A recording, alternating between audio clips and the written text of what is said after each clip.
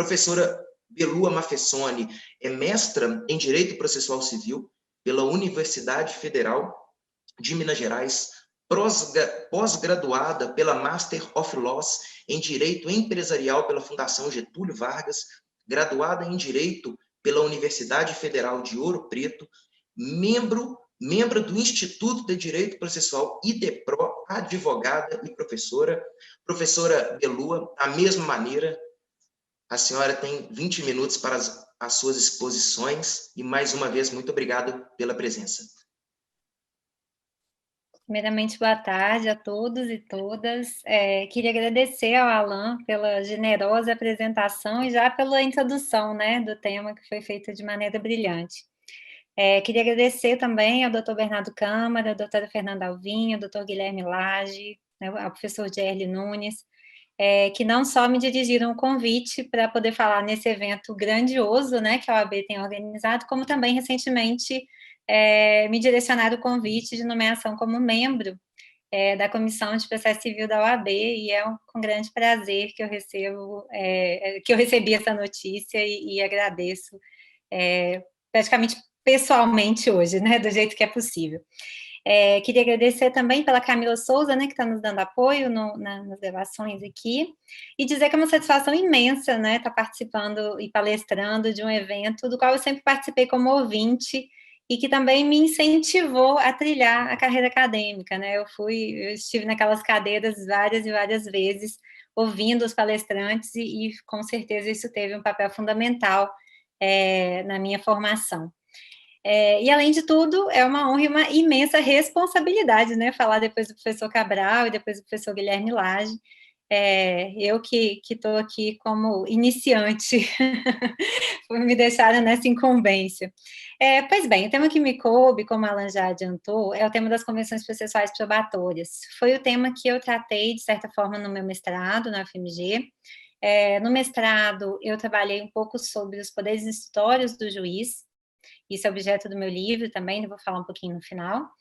E certamente as convenções probatórias são um dos temas mais polêmicos, né, relacionados às convenções processuais, diante especialmente da relevância que o direito probatório tem na solução da crise de direito material, né, que é o nosso grande objetivo do processo, né, a famosa resolução do mérito. Então, as convenções probatórias, elas têm um papel muito relevante para que a gente atinja a resolução do mérito, e por isso elas tomam uma importância muito grande e também se tornam um tema extremamente polêmico. Eu planejei a palestra pensando na necessidade dos advogados com relação a essas convenções processuais, ou seja, nós advogados vamos nos deparar cada vez mais, cada dia mais, inclusive como foi falado, né, anteriormente, nesse cenário pandêmico a gente tem que trabalhar muito com esse tema, né, e cada vez mais a gente vai ter que aprender a manejar esse instrumento, essas convenções processuais. Então eu vou trabalhar um pouquinho sobre os conceitos, né, o que seriam essas convenções processuais probatórias. Eu sei que alguns já estão familiarizados com o tema, outros nem tanto. Trabalhar um pouquinho dos limites que os advogados devem observar ao realizar essas convenções processuais, para que a gente tenha uma segurança jurídica maior. Vou tratar de alguns exemplos práticos de que tipo de convenção processual probatória a gente pode fazer nos nossos escritórios, né, quais são as ideias que a gente tem tido sobre o tema. E, por fim, tratar um pouquinho dos desafios e das perspectivas na advocacia, né, em razão até do tema do Congresso. Pois bem, falando um pouquinho de conceito, a gente tem que pensar, isso já foi falado aqui nos demais painéis, a gente sempre tem que pensar que a gente está diante de um novo contexto de processo, né? Um processo cooperativo que valoriza a autonomia privada, que incentiva os métodos consensuais de solução de litígios. Gente, eu acho que eu não sei, eu estou com um delay aqui que eu estou me ouvindo, eu não sei se tem alguém com o microfone aberto. Não, né? Tá. Então, como eu vinha falando, a gente tem que trabalhar com um novo contexto de processo cooperativo. O novo CPC, ele traz, né, uma questão de valorização da autonomia privada, de incentivo de métodos consensuais de solução de litígios, em que as partes são trazidas novamente ao processo, né, o protagonismo do juiz reduz, e as partes são trazidas novamente ao processo em uma situação um tanto quanto horizontal. A gente trabalha muito com essa ideia de horizontalidade do processo, né, em que as partes e o juiz hoje em dia teriam um papel muito parecido na condução do procedimento e também na construção dessa decisão de mérito. Então, as partes começam, né, a partir desse empoderamento, do qual o Alan também né, falou um pouco, começam a participar da construção da decisão, contribuindo e até mesmo legitimando essa decisão de mérito, né, que vem ao final. Então, se antes nós sentávamos à mesa do nosso escritório ou numa mesa de uma audiência para negociar apenas o direito material dos nossos clientes, hoje em dia nossa função como advogados e demais operadores do direito vai além disso. Hoje em dia a gente tem que considerar também que o processo não é mais uma constante. Isso porque o CPC de 2015, ele não apenas ele ampliou as hipóteses de negociação processual típicas, né, que já existiam desde muito antes até do CPC de 73, como exemplos, né, como a eleição de foro, que todos nós estamos muito habituados, né, como também o CPC positivou no artigo 190, né, que é a nossa grande cláusula de negociação processual atípica, a possibilidade de que as partes disponham sobre seus ônus, sobre seus poderes, faculdades e deveres processuais, e também que procedam alterações no procedimento. O artigo 190, para quem ainda não está habituado a ele, pode dar uma lida ali no CPC, ele traz alguns requisitos já de validade e de eficácia dessas negociações e traz um leque muito amplo de possibilidades, para que as partes negociem o processo. E nesse contexto de negociação de processo, a gente também pode entrar, obviamente, com a negociação de matéria probatória, né, que aí vem o grande ponto dessa palestra. E aí eu pergunto a vocês, né, e quem melhor do que as partes e seus procuradores para disporem sobre matéria probatória, né? Quem conhece realmente da demanda, quem está ali no dia a dia, quem ouviu o seu cliente, quem tem mais acesso à documentação? A gente não pode olvidar que os juízes têm um acervo imenso de processos, né, desumano, né, inclusive. Então, assim, os advogados e as partes, eles têm um conhecimento muito maior, inclusive nessa questão prévia de negociação. A gente consegue antever com muito mais facilidade quais seriam as demandas que poderiam surgir no futuro. Então, né, como eu disse, quem melhor do que as partes e os procuradores para tomar um pouco desse protagonismo também, principalmente em matéria probatória. Então, pois bem, o que seriam, então, essas convenções probatórias, diante de todo esse contexto que eu delineei? As convenções probatórias são negócios jurídicos processuais, né, normalmente bilaterais, ambas as partes participam, por meio das quais esses sujeitos regulam questões atinentes à prova. Ou seja, meios e fontes de prova, ônus de prova, procedimento de produção dessa prova, valoração da prova, né? São diversas e diversas situações, inclusive situações típicas que o nosso CPC traz, como já foi falado na palestra anterior também, sobre a inversão convencional do ônus da prova, indicação consensual de perito, isso tudo o próprio CPC traz para a gente e são convenções processuais probatórias típicas, ou seja, que estão delineadas pela nossa legislação processual.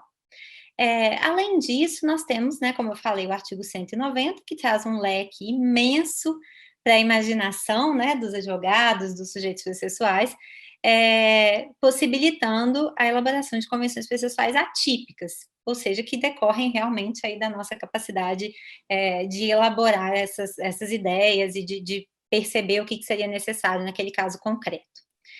E aí eu passo para uma segunda parte. Como todo exercício de liberdade, né, que a gente tem tanto na Constituição quanto no próprio CPC, existem algumas limitações, né? Nem toda a liberdade nunca é ilimitada.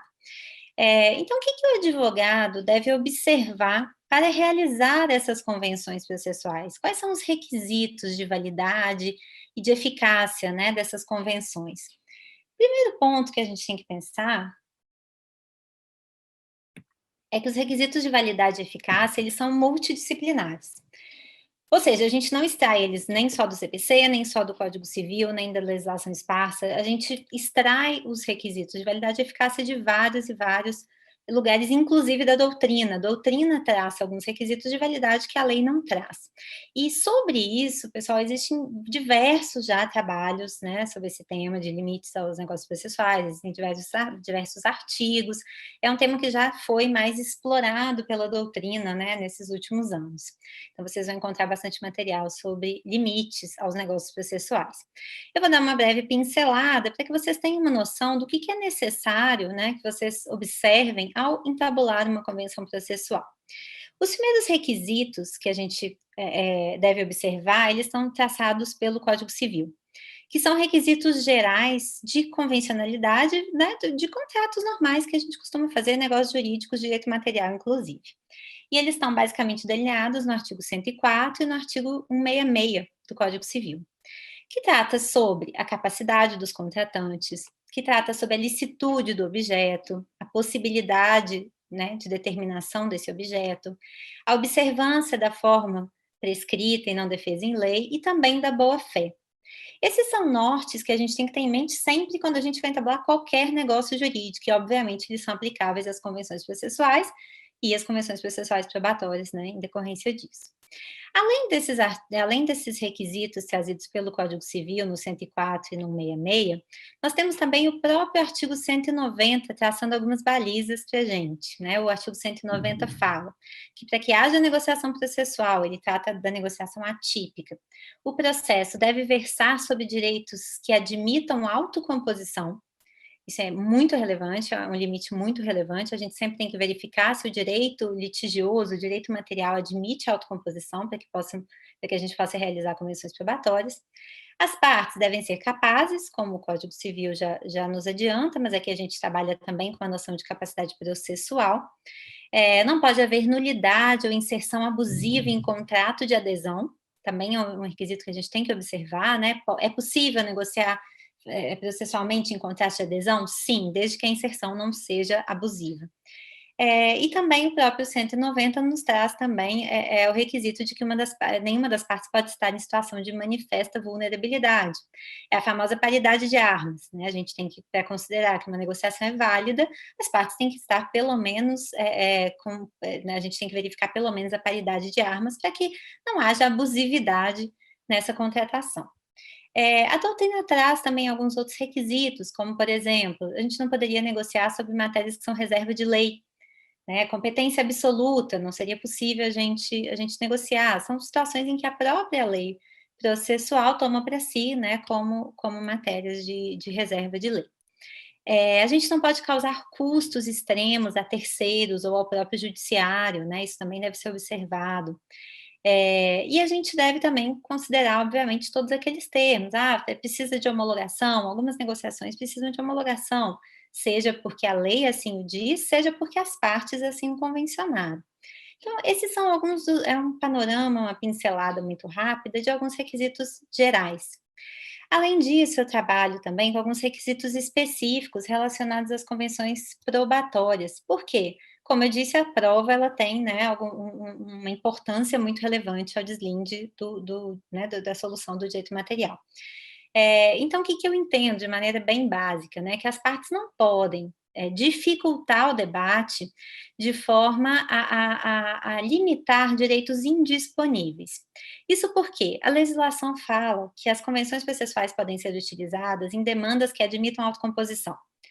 Todavia, em se tratando de matéria probatória, a gente tem que observar certos requisitos específicos, justamente por conta dessa relevância, e um deles, a meu ver, havendo o direito indisponível, a gente deve sim verificar se essas convenções probatórias não dificultam o debate, não dificultam o alcance da ampla defesa de maneira que inviabilize a defesa de uma parte que está ali garantida por um direito indisponível. Além disso, eu entendo que deve haver necessária previsibilidade daquilo que a gente está negociando, né? Ou seja, eu devo poder prever, no momento em que eu entabulo uma convenção processual probatória, limitando uma prova, por exemplo, a apenas uma prova testemunhal, eu preciso prever quais são as situações, principalmente nas convenções pré-processuais, quais são as situações que podem advir daquele contrato. Quais são os litígios que podem vir a surgir? Ou seja, eu tenho que ter uma previsibilidade de objeto, eu não posso simplesmente entabular uma convenção processual com o Alan falando que nenhuma ação que a gente tiver na nossa vida vai poder ter prova pericial, né, isso afronta essa previsibilidade. E além de tudo, eu defendo também que é impossível a gente negociar, não seria válido a gente negociar sobre uma renúncia geral a qualquer e toda prova, né, como se as partes pudessem apenas entrar com uma petição inicial, uma contestação, e o juiz tivesse que decidir ali sem nenhum tipo de prova, né, tampouco documental. Isso eu acredito que não é possível, apesar de eu ser uma grande entusiasta, né, das convenções probatórias e ter um pensamento muito até muito privatista nesse sentido, mas eu acho que a renúncia geral a toda e qualquer prova é um problema, e a gente tem que observar isso na hora de realizar essas convenções processuais. Pessoal, estou falando de uma maneira muito rápida, são estudos muito longos sobre limites, no meu livro mesmo que eu vou lançar na minha dissertação, trabalho com mais de 100 páginas sobre isso, então, assim, se vocês têm interesse sobre o tema, é interessante que vocês procurem doutrina, né, e artigos jurídicos que estão escritos, né, já sobre isso há algum tempo, para que vocês tenham mais segurança na hora de realizar essas convenções probatórias. E eu vou passar agora para alguns exemplos práticos, né? O que que a gente pode, como advogado, fazer? Quais são as ideias, né, que a doutrina tem trazido e tem trabalhado? As 2 primeiras que eu vou trabalhar com você são as mais simples, que na verdade são as nem que são mais simples, mas são as mais fáceis de verificar, porque elas já estão, né, tipificadas no Código de Processo Civil, que é a redistribuição consensual do ônus da prova, do artigo 373, parágrafo 3º, né, ou seja, as partes podem alterar a regra geral, né, de que o autor deve provar fatos constitutivos e o réu deve provar fatos impeditivos, modificativos, extintivos né, do direito do autor, e as partes podem, por meio dessa convenção processual, distribuir o ônus da prova de maneira diversa, de acordo com as peculiaridades ali daquela demanda, né? Se para uma outra parte é mais fácil ela obter certo documento, por exemplo, né? Vamos inverter esse ônus da prova. Isso o próprio CPC possibilita de maneira típica, né? Tá no 373, parágrafo 3º, a gente pode realizar. Além disso, nós temos um interessantíssimo instrumento, que é a escolha consensual do perito, que está prevista no artigo 471 do CPC. As partes podem, de comum acordo, escolher quem vai ser o perito, afastando aquela ideia inicial de que apenas o juiz, né, designaria um perito de sua confiança. Isso vem feito de maneira muito, vem aparecido em diversos contratos, eu mesmo já fiz isso algumas vezes, no escritório, inclusive em contrato social, né, de sociedade limitada, por exemplo, nós temos inserido já a escolha de perito contábil na hora de apuração de haveres, é muito interessante, e eu sempre brinco, gente, é muito melhor que a gente faça esse tipo de convenção, inclusive de perito ou qualquer outra convenção, no momento ali do namoro do contrato, né, no momento em que está tudo muito bem, que as partes ainda, né, estão andando de mãos dadas e que o cenário ainda é muito bonito. Por quê? Convencionar, e todo advogado sabe disso, no momento de litígio é muito mais difícil. Então, por que já não optar por escolher um perito, né, enquanto a gente está entabulando um contrato, enquanto ainda existe uma expectativa de cumprimento daquele contrato? Então, inserção em contrato social, a gente pode já delimitar como que vai se dar a prova, se ela for, né, a juízo ou até mesmo extrajudicial, e a gente pode inserir isso em contratos, né, usuais e também em acordos, né, já em fase eu já fiz um, por exemplo, em fase de cumprimento de sentença, né, já as partes designarem quem seria o perito de confiança delas, e isso é aceito tranquilamente e deve ser aceito pelo juiz. Ainda falando de prova pericial, nós temos, por exemplo, vedação de participação de assistente técnico no processo, para conseguir uma maior celeridade, ou então uma obrigatoriedade de uma realização de perícia prévia ao ajuizamento de uma ação, né, eu fiz já isso numa ação renovatória, por exemplo, e revisional, né, num contrato de locação nós colocamos: "Olha, se tiver uma ação revisional, uma ação renovatória de locação, deve ser feita uma perícia prévia pelas partes, né, para fixar esse valor antes de propor uma ação", isso seria muito interessante. Assim como nós podemos também alterar a ordem do procedimento comum, realizar uma determinada prova em um momento anterior, por exemplo, do que ela seria realizada. Nós podemos criar hierarquias entre meios de prova, uma prova pericial ou documental vai ter um valor maior probatório do que uma prova testemunhal, né. E também sobre testemunha, por exemplo, muito interessante a gente limitar o número de testemunhas para cada fato, a gente pode fazer isso, limitar o número de perguntas a serem feitas em audiência, permitir, como o professor Cabral adiantou, a coleta de prova testemunhal por escrito, isso pode ser feito por meio de uma convenção processual probatória. Então, assim, são inúmeras, inúmeras possibilidades. A lei de liberdade econômica nos trouxe uma possibilidade também típica, muito interessante, o Alan também falou um pouco disso, que seria essa escolha de qual meio de comprovação eletrônica a gente usaria, né, de autoria, integridade, confidencialidade de documentos particulares. E hoje em dia a gente tem ferramentas como o blockchain, como a Verifact, né, que ultrapassam muito em agilidade, em custo, seria um custo muito mais reduzido do que a ata notarial. Então a gente pode também, numa convenção processual, estipular de que maneira vai se dar essa convencionalidade, né, com relação a documentos eletrônicos.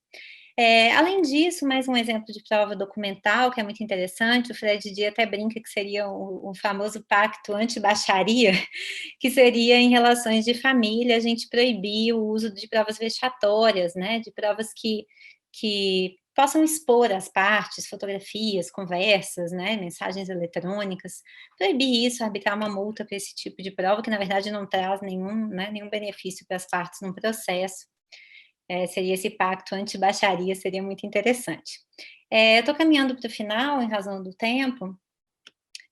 Nós temos também algumas perspectivas de desjudicialização da prova também, que é muito interessante, que a gente já pode pensar, né, também de realizar provas de maneira extrajudicial, desjudicializada, fazer coleta de provas testemunhais em escritórios de advocacia, por exemplo, em câmaras privadas criadas com essa finalidade, né, a gente já está pensando à frente, e pensando, como o Alan brincou, né, em sair do judiciário, em desjudicializar o máximo possível de atos, para que a gente possa chegar num processo efetivo. E concluindo, pessoal, falando assim, quais são os desafios então? Bem, o desafio acho que primeiro é um desafio interno, é a gente ultrapassar essa resistência, o receio de utilização, né, a gente botar a imaginação para funcionar, buscar conhecimento, buscar material, eu acho que isso sempre é essencial, o advogado, ele tem que ousar, né, em prol do seu cliente, tem que ousar para descobrir mecanismos de efetividade do processo. E um grande desafio é a nossa insegurança jurídica, ainda até pela ausência de dados, né, a gente não tem muita jurisprudência, aliás, sobre convenção probatória, eu sempre estou pesquisando e não encontro. Até porque as convenções são feitas para serem cumpridas, né, não são feitas para que a gente descumpra. E também pela limitação do próprio 1015, né, que a gente não consegue agravar de questões relacionadas à prova, então a gente tem uma ausência muito grande ainda de jurisprudência. Então, realmente, o desafio é ousar, aprender mais, é sair dessa zona de desconhecimento, né, para que a gente possa dar uma orientação correta aos nossos clientes, para que a gente não fique para trás de um advogado saber manejar o instrumento e a gente não, né, e como também já foi falado, para que a gente tenha um diferencial competitivo de saber utilizar esses mecanismos em contratos em benefício, né, do nosso cliente, sempre dentro da legalidade. Eu queria agradecer, a fala é muito rápida, o tema é muito grande, mas eu estou à disposição nas redes sociais também para continuar a conversa. É só procurar por Belu em qualquer rede social, porque só tem eu, não tem mais ninguém com esse nome. Então a gente continua a conversa por lá. E só fazer um adendo, Alan, você comentou do livro do Lage e do livro do professor Cabral. O meu livro vai ser lançado semana que vem pela editora dos Pódium também, chama Convenções Processuais Probatórias e Poderes Instrutórios do Juiz. Vai ser lançado na semana que vem, então já convido todos a adquirirem o livro para que a gente possa debater um pouquinho mais sobre esse tema. E deixo de novo meu muito obrigada pela oportunidade.